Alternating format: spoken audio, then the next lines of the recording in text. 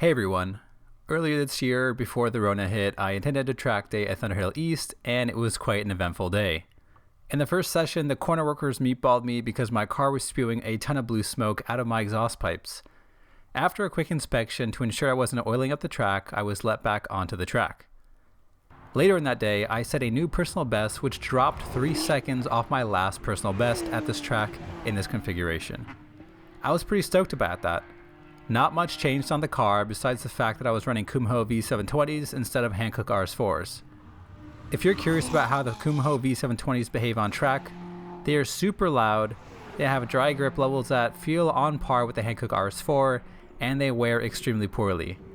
Despite running 32 psi hot, the center rub of my tires wore much faster than the shoulders. After only 2 track days, I was a millimeter away from the wear bars, so yeah. I don't recommend these tires for track driving at all. Unfortunately, my personal best was only enough to get me 4th place in the S4 class for the SpeedSF challenge. I was about a second off the pace of a Miata with some serious aero. I apologize for dishonoring the S2000 family. After setting my PB, I ended up getting a check engine light, and the code was P0141, which indicates that something was wrong with the secondary O2 sensor. My secondary O2 sensor was relatively new, so I have a feeling that the enormous amount of oil I was blowing out of my exhaust pipes probably killed the sensor. More on that in a future video.